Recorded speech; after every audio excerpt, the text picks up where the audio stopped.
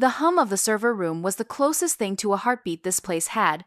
A constant, low thrum that underscored the frantic, superficial pulse of innovation happening on the floors above.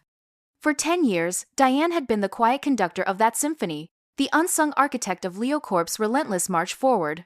She was the executive assistant to Leonard, a man whose ego was as vast and hollow as the atrium at company headquarters, and whose primary skill seemed to be speaking in motivational platitudes while orchestrating backroom deals. Leonard believed in vision, in disruption, in leveraging synergy. Buzzwords he flung around like confetti at a parade he himself had orchestrated. He also believed, quite firmly, that his executive assistant was little more than a glorified stenographer and coffee fetcher. And Diane, with her impeccably tailored suits that belied the sheer volume of actual work she accomplished, had allowed him to believe it. She was the ghost in the machine, the wizard behind the curtain, the person who ensured Leonard's carefully curated image never faltered under the weight of his own incompetence. Her tenure at LeoCorp hadn't been a meteoric rise.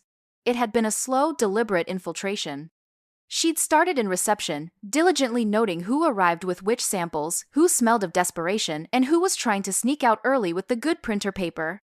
She'd moved to a junior admin role, where she discovered that most executives' critical insights were merely echoes of whispered hallway conversations or regurgitated bullet points from industry newsletters they'd skimmed.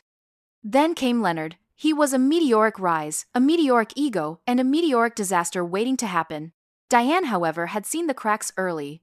She'd seen the contradictory instructions, the promises made and broken in the same breath, the way he'd claimed credit for ideas that were, in fact, the terrified whispers of his team. She hadn't just been taking notes, she'd been building a case, meticulously, patiently. Her digital filing cabinet wasn't just organized, it was an arsenal. Every email, every calendar invite, every whispered directive was a piece of evidence. Her secret weapon wasn't a smoking gun, it was a series of incredibly elegant, incredibly robust scripts. While Leonard was schmoozing investors and strategizing disruptive paradigms, Diane was automating.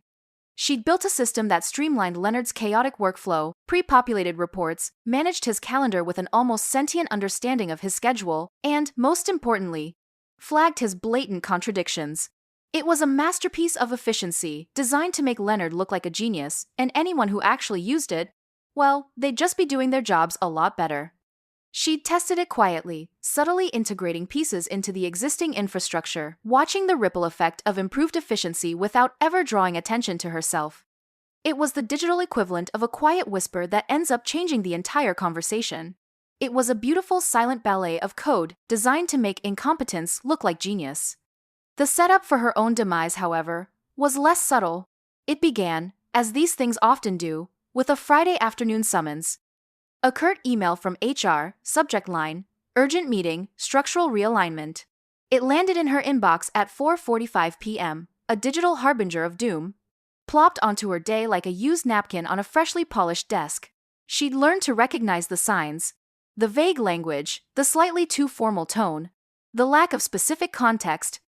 It was the corporate equivalent of a poorly veiled threat, a corporate kiss of death delivered with the enthusiasm of a root canal. She smoothed down her charcoal gray blazer, a silent ritual of preparation, a mental armor plating. She wasn't going into this blind, she knew the drill. The vague corporate speak, the HR jargon that masked a brutal truth, the carefully constructed narrative designed to absolve them of any responsibility. The meeting room itself was a sterile, beige box designed to inspire neither comfort nor dread. It was the kind of room where bad news went to be sterilized and sanitized before being delivered. Leonard was there, of course, looking impossibly polished, as if he'd just stepped out of a glossy magazine spread, a walking advertisement for aspirational mediocrity. Beside him sat Brenda from HR, a woman whose smile was as thin as a single-ply tissue and whose eyes perpetually scanned the room for infractions, real or imagined, like a hawk circling its prey. Leonard started with the platitudes, his voice smooth and practiced, like a seasoned actor delivering lines he'd forgotten he'd written. Diane, thank you for coming in. We've been reviewing the team's performance and operational efficiency over the past fiscal year. He paused, letting the weighty words hang in the air, as if he expected them to magically organize themselves into a positive review. And as you know, LeoCorp is in a pivotal phase of strategic expansion. We're streamlining, optimizing, really focusing on core competencies. Diane nodded, her gaze steady. She knew what streamlining meant in LeoCorp speak. It meant someone was about to become a casualty of Leonard's grand plans, someone whose contributions were too subtle to be noticed until they were gone. It was the corporate equivalent of a brutal diet, where they shed the non-essential weight, which often meant the people who actually did the work. Brenda chimed in, her voice a sugary counterpoint to Leonard's bluster, like a saccharin coating over a bitter pill. Yes, Diane, we've identified certain redundancies in your role. Your responsibilities, while valuable, have been largely absorbed by other functions, and frankly, there's a need for increased productivity and a more agile approach moving forward. We need people who can hit the ground running, day in and day out, without friction. Friction. That was rich. Diane, who had spent 10 years smoothing out every single bump and pothole in Leonard's path, who had anticipated every crisis, who had practically run the entire damn company from behind his executive desk, was now accused of friction. It was like being told you were too quiet after spending years as the only person speaking the truth in a room full of liars. The sheer audacity of it, the polished veneer of corporate doublespeak, was almost impressive. Leonard leaned forward, his eyes, those unnervingly vacant blue eyes, fixed on hers, like a predator sizing up its next meal. Look, Diane, this isn't personal, it's just business. You've been with us a while, and we appreciate your service. But the landscape is changing, and we need to adapt. We're going to be making a significant move in the coming weeks, a major acquisition, and we need a lean, mean, execution-focused team. An acquisition. Diane felt a chill that had nothing to do with the office air conditioning. Leonard had been hinting at a massive deal for months, a secret project he'd guarded jealously, showering his inner circle with vague assurances of future riches. She hadn't been privy to the details, of course. Her job, in his eyes, was to ensure his schedule was clear for meetings he didn't want her to know about, not to understand the substance of those meetings. But she knew him, she knew his patterns. He needed her organizational skills to manage the process of a large acquisition, the intricate dance of due diligence and legal paperwork. Unless he had a plan to circumvent that need, a plan that conveniently didn't involve her. So, Diane said, her voice calm, betraying none of the seismic shift occurring within her, the quiet implosion of years of loyalty. You're saying I'm being let go? Brenda produced a slim folder, sliding it across the polished table like a peace offering that was actually a death sentence. This is your severance package, Diane. It includes 3 months' salary, continued health benefits for 90 days, and an NDA. We need you to sign it today to finalize the process. Diane picked up the folder. The paper felt cool and impersonal against her fingertips, devoid of any warmth or recognition of her decade of service. She didn't open it. She didn't need to. She knew the drill. The company property clause, the non-disclosure agreement, the standard boilerplate designed to ensure silence, to muzzle any potential dissent. It was a contractual gag order. And my access? She asked, her gaze flicking from Brenda to Leonard, a silent challenge in her eyes. We'll need your badge and laptop back immediately, Leonard said, his tone dismissive, as if she were a faulty piece of equipment being returned to the manufacturer, easily replaceable and already forgotten. HR will coordinate the IT deactivation. Diane stood up, her movements deliberate, her composure a carefully constructed wall. She looked at Leonard, at the smug satisfaction that was beginning to creep onto his face, the palpable sense of victory he felt, and at Brenda, already tidying the folder as if the conversation were over. As if her decade of dedication had been neatly filed away and forgotten. She felt a strange sense of detachment, as if she were watching a play unfold from a distance, a poorly written drama with predictable characters. I understand, she said, her voice clear and resonant in the small room, each word carrying the weight of her unspoken knowledge. Thank you for the opportunity, Leonard, Brenda. She walked out of the meeting room, not with tears of frustration, but with a cold, clear resolve hardening within her. A quiet fury simmering beneath the surface. The fluorescent lights of the hallway seemed to mock her with their relentless, sterile glare, illuminating the mundane reality of her exit.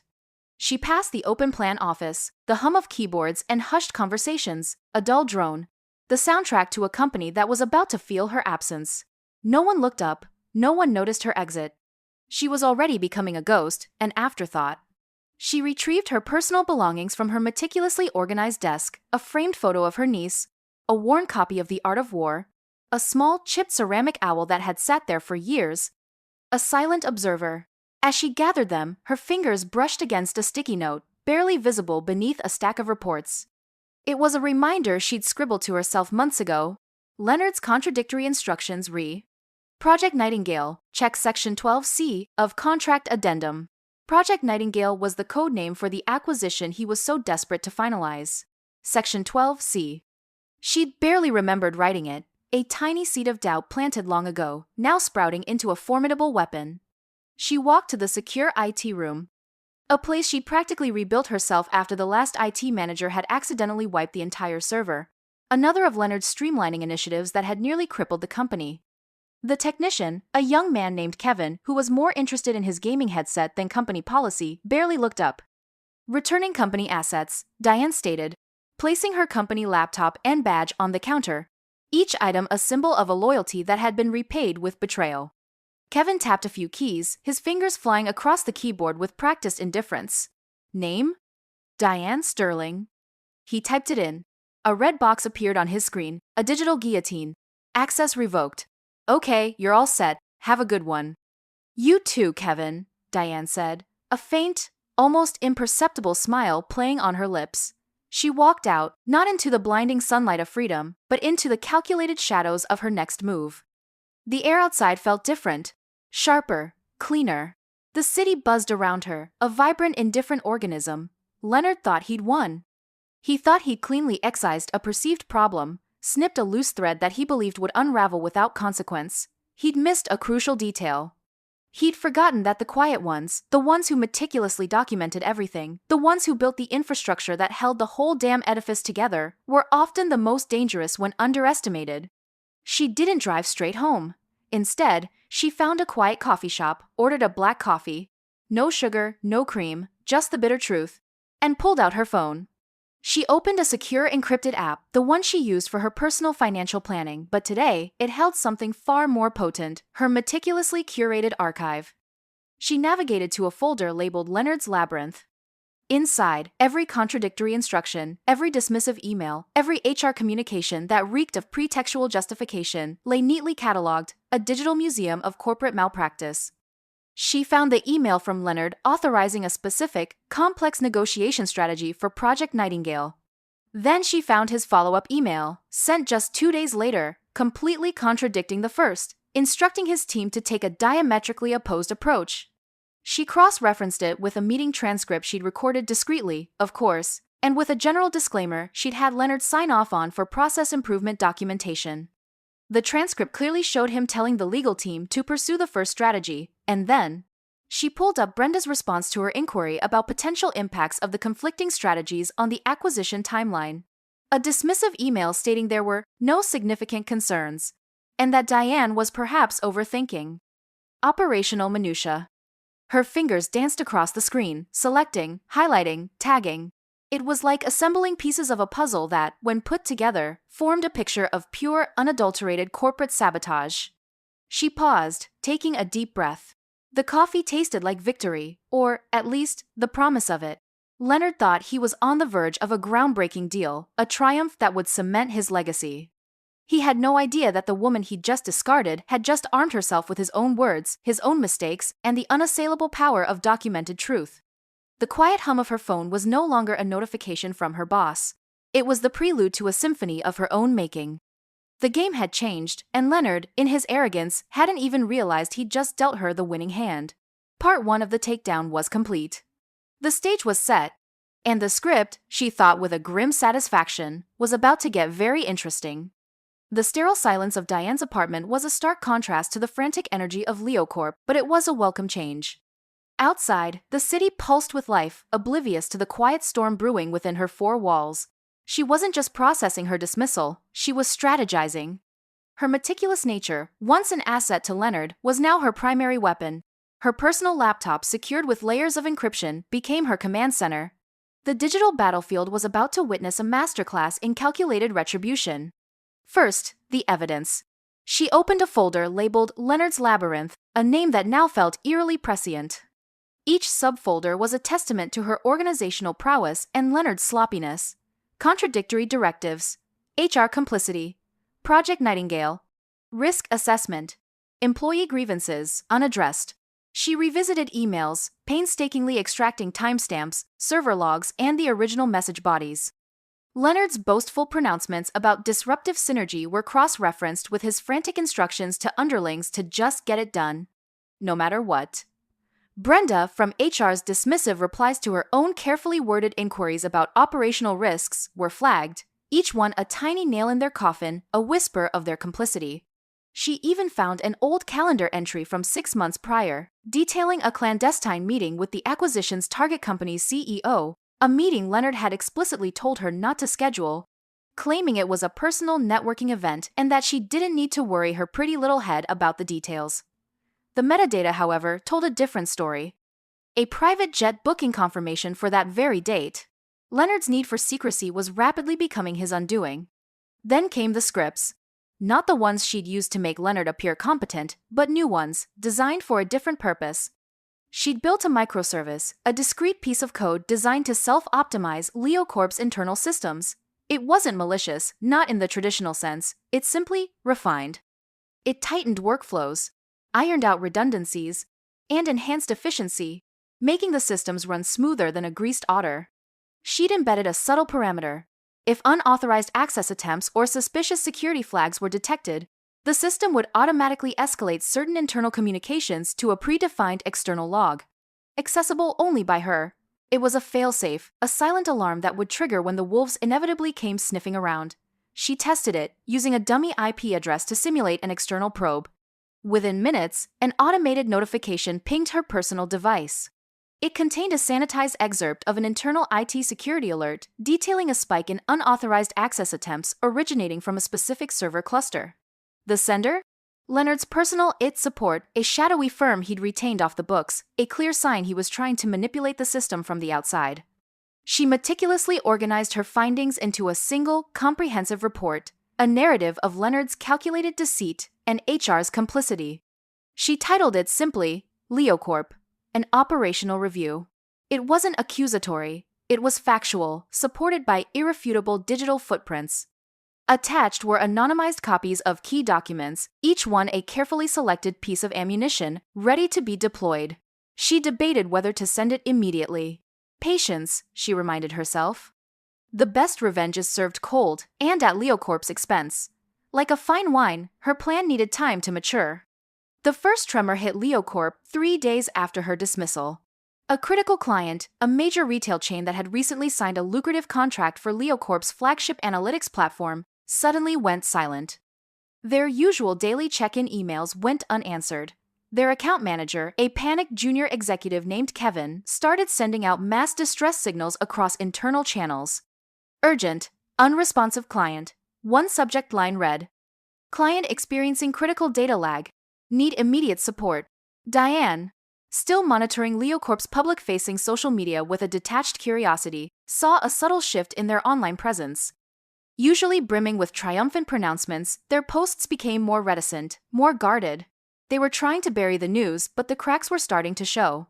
Kevin, frantic, eventually sent a desperate plea to anyone with access to client support channels. "Has anyone heard from Diane Sterling?" She handled the initial onboarding for Retail Plus and usually smoothed out any tech glitches. Can't get a response from her old team. The message, routed through a shared support inbox, landed in a thread Diane had foresightedly kept a silent, read-only copy of. It was the first time her name had been spoken with anything resembling respect in months, a tiny flicker of acknowledgement in the corporate darkness. The internal chatter escalated. Slack channels buzzed with hushed, anxious conversations. Old colleagues, the ones who had secretly admired Diane's competence, sent her cryptic messages. "Hope you're well, things are shaky here. Heard you left. Big shoes to fill, they say." One message from Sarah in accounting, who had always been on the receiving end of Diane's meticulous expense reports, was particularly revealing. "Something's wrong. The acquisition funds are frozen. Legal won't clear them. And Kevin is pulling his hair out over Retail Plus. Heard Brenda had to step in and, well, she seemed overwhelmed." Diane smiled. The gears were turning. Leonard, without her behind-the-scenes machinations, was like a finely tuned engine without its driver. He'd assumed her efficiency was a given, a constant. He'd forgotten that efficiency often relied on meticulous processes she had designed and maintained. The data lag for Retail Plus wasn't a glitch. It was a consequence of a specific data reconciliation script she had built, and which Leonard, in his infinite wisdom, had decided was redundant, and had asked her to simplify. Simplified, in his mind, meant removed. A typical Leonardian oversimplification that was now biting him. Then came the second tremor, larger and more alarming. A frantic internal email from IT, not a departmental announcement but a company-wide alert. Urgent. System-wide security compromise detected. Access restricted. It detailed a sophisticated breach originating from an external IP address that had disabled critical operational systems. The email mentioned that certain data logs had been automatically quarantined and encrypted due to suspected unauthorized access. The quarantined logs included all recent communications related to Project Nightingale. A digital iron curtain had fallen over Leonard's secret deal. Diane received a forwarded copy of this email sent anonymously through a secure encrypted channel she had set up for just such a contingency. She watched the panic unfold on LinkedIn as employees, now locked out of essential company data, began to speculate wildly. Whispers of corporate espionage, of a rival company's attack, filled the digital air. Leonard, meanwhile, was nowhere to be seen in the public eye. His carefully curated image was being systematically dismantled by events he couldn't control, events she had orchestrated with silent precision. Diane knew this wasn't an attack from a rival, it was a consequence of her microservice. The unauthorized access attempts she had simulated had indeed triggered the system. The security compromise was the microservice activating its failsafe, encrypting vital data and, crucially, sending a duplicate, unencrypted log of all related communications, including the ones detailing Leonard's specific instructions and HR's complicity regarding Project Nightingale, to her secure external archive. The very systems Leonard relied on to hide his transgressions were now meticulously cataloging them for her. He had inadvertently built his own trap, and she was merely the architect of its activation. She decided it was time for the first domino to fall. She crafted a single, precise email. It was addressed to the Securities and Exchange Commission's whistleblower program. The subject line was concise. Formal inquiry regarding potential violations of securities law, Project Nightingale.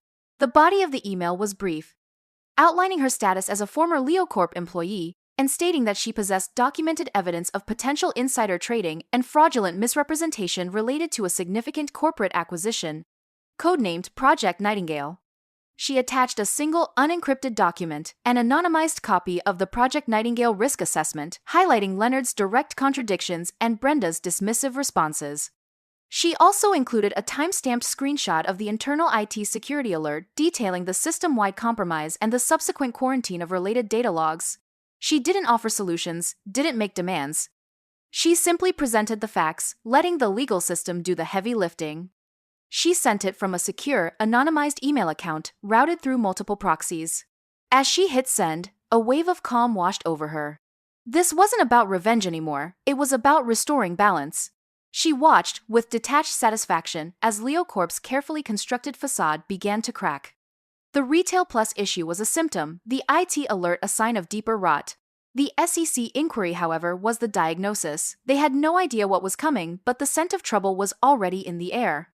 The trap had been sprung, and the inhabitants of LeoCorp, blinded by their own arrogance, were about to realize they were caught. The silence from the SEC was deafening, but the silence from LeoCorp was deafeningly loud. 3 days after the IT alert, a hushed, almost desperate email arrived in Diane's personal inbox. The sender, Brenda from HR. The subject, urgent regarding your departure. The tone was a far cry from the sterile formality of her dismissal. It was laced with a palpable fear, a strained politeness that bordered on pleading. Dear Diane, I hope this email finds you well. We understand that navigating these transitions can be challenging. Following your departure, LeoCorp has encountered some unexpected operational difficulties. We are in a critical phase with Project Nightingale, and certain data vital for its completion has been rendered inaccessible. We were hoping you might be willing to assist us in recovering this information. Your expertise in system architecture and data management is, of course, highly valued. Diane reread the email, a ghost of a smile playing on her lips. Unexpected operational difficulties. That was an understatement. Inaccessible data. That was her doing, a perfectly placed digital landmine. Highly valued. The irony was almost delicious. She knew this was just the prelude. The real call would come from Leonard, the architect of his own downfall. And it did. The next morning, her phone rang. An unknown number, but the caller ID displayed a cryptic string of digits that she recognized as a burner phone purchased by a third-party vendor who handled Leonard's more clandestine affairs. She let it ring twice, allowing the tension to build, then answered, her voice cool and steady. Diane Sterling speaking. Leonard's voice, usually booming and self-assured, was a strained, raspy whisper. Diane, it's Leonard. We need to talk. Urgently. Leonard, she replied, her voice calm and measured, each word a carefully placed stone in the edifice of his impending doom.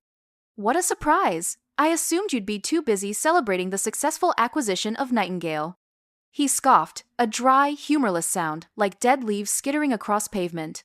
That's the problem, Diane. The acquisition is stalled. We're having technical difficulties. Critical data has been compromised. Brenda tells me you were the last one with access to certain crucial system logs. Data is rarely compromised. Leonard, Diane said, choosing her words carefully, each one a subtle jab. It's usually mismanaged or intentionally obscured. There was a pause, a heavy silence punctuated by Leonard's labored breathing, the sound of a cornered animal. Look, Diane, I know this isn't ideal, but we're in serious trouble. The board is concerned. Very concerned. The SEC has made inquiries. We need to resolve this, whatever it takes. Whatever it takes, Diane echoed, a hint of steel entering her voice, a subtle shift in her tone that signaled the end of her politeness. That's a strong statement, Leonard, especially coming from you. We're prepared to be generous, he said, his voice dropping even lower, as if sharing a state secret, a desperate plea cloaked in a veiled offer. Reinstatement, of course, a significant bonus, whatever you think is fair to get Nightingale back on track. Diane leaned back in her chair, a sense of quiet power settling over her, a profound satisfaction. This was it. The moment she had meticulously planned for, the climax of her carefully orchestrated downfall. Generous isn't quite the word I'd use, Leonard. I believe corrective action might be more appropriate. Or perhaps, restitution. Restitution? What are you talking about? We can offer you your job back. A better title, more responsibility. We're talking about salvaging this entire deal. Your input is invaluable. My input was invaluable 6 weeks ago, Leonard, Diane said, her voice cool, like ice forming on a lake. When I was summarily dismissed with a severance package designed to buy my silence, now my input is evidence. She opened a secure encrypted document on her laptop, the same one she had compiled over the past weeks, a digital indictment. It was titled LeoCorp, an operational review, revised. She had added to it the internal IT alert, Brenda's desperate email, and anonymized transcripts of their current conversation. Leonard was now a living exhibit in his own trial. Leonard, she began, her tone shifting, becoming sharper, more direct, cutting through his bluster like a laser. You fired me because you needed me out of the way for Project Nightingale. You believed I was just a cog in your machine, easily replaced. You failed to realize that the cog you removed was the one that kept the entire mechanism from grinding to a halt. She paused, letting her words sink in, letting the weight of her accusations settle upon him. The technical difficulties you're experiencing are the result of a self-optimizing system I designed.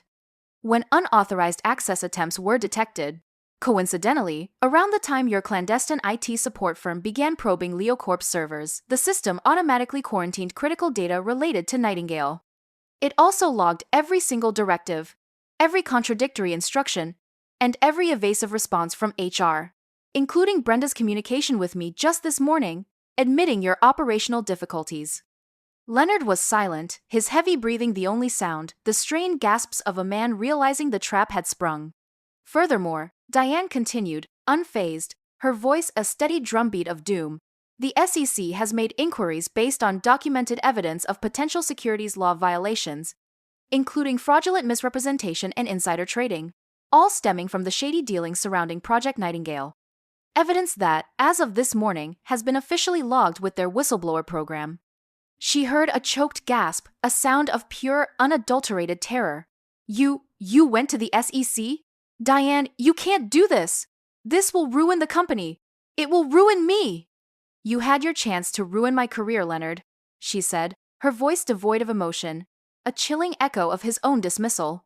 Now, you have two options. Option A. You tender your resignation immediately, effective today.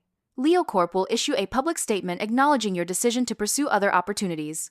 All pending legal inquiries regarding Project Nightingale will be reviewed in light of this new development. My reinstatement will be immediate with a revised title, Chief Operations Officer, and a compensation package reflecting my decade of service and the considerable value I bring. My scripts will then be deactivated, and the critical data will be restored. She waited, letting the weight of the offer hang in the air, a lifeline extended to a drowning man. And option B? Leonard's voice was barely a whisper, a defeated sigh. Option B, Diane stated, her voice dropping to a chilling calm, a predator cornering its prey. Is what happens if you choose to fight this. The SEC investigation will proceed. The public will learn about Project Nightingale, about your creative accounting, about HR's complicity. LeoCorp's stock will plummet. Key clients, like Retail Plus, will likely sever ties. The acquisition will collapse. And I will not only ensure you are held personally liable for any financial damages, but I will also, as the documented owner of the core operating scripts and data management protocols that LeoCorp has been relying on, scripts and protocols that were never formally transferred to the company during my dismissal, pursue significant litigation for intellectual property theft. In short, Leonard, you will be bankrupt, disgraced, and facing potential jail time. And LeoCorp will be little more than a shell of its former self. Another long silence. Then, a weak cough, a sound of pure despair. You can't own the scripts, they're company property. They were developed using company resources, yes, Diane conceded, her tone deceptively reasonable. But they were never formally signed over. My employment contract, as you'll recall, was rather vague on intellectual property ownership in cases of termination without cause. And as you'll also recall, Leonard, your own directives about streamlining often led to you asking me to handle things off the books. These scripts were among those things. She decided to add one final detail, a subtle but devastating reminder, a poisoned dart to seal his fate.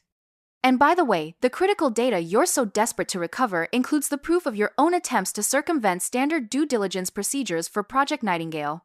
The secret offshore accounts, the off-the-books payments to the target company's executives, all meticulously logged. Leonard groaned, a sound of pure despair, the death rattle of his ambition. Option A, he croaked, his voice hollow. Option A, just tell me what you need me to do. Prepare your resignation letter, Leonard, Diane said, her voice firm, unyielding. And have your legal counsel contact mine by the end of the day. My terms are non-negotiable. The aftermath was swift and brutal, yet eerily clean. Leonard's resignation was announced as a mutual decision, a sudden departure to pursue other opportunities. The public statement was vague, but the speed at which it was issued spoke volumes. Brenda from HR was assigned to a newly created role in corporate culture initiatives, a euphemism for being sidelined into oblivion. The SEC investigation, deprived of a clear target and with the acquisition unexpectedly salvaged, albeit with a more favorable structure for LeoCorp, thanks to Diane's assistance, was quietly concluded with a formal notice of closure. Diane walked back into LeoCorp not as an executive assistant, but as the chief operations officer. Her old office was transformed into a sleek, modern workspace. Her former desk was replaced by a standing desk with panoramic views of the city. The hum of the server room, once a distant background noise, now felt like the steady heartbeat of a company that had been brought back from the brink, not by a visionary CEO, but by the quiet architect who had been there all along. She implemented her meticulously crafted operational reforms, not just restoring efficiency, but building a more robust, transparent, and ethical company. Leonard's streamlining was replaced by genuine synergy, his disruptive paradigms by thoughtful innovation. The ghosts of his ego were exorcised, replaced by a culture of accountability and respect. As she sat at her new desk, reviewing a global expansion strategy that once seemed like an impossible dream, she allowed herself a moment of quiet satisfaction. She hadn't just won, she had redefined the game.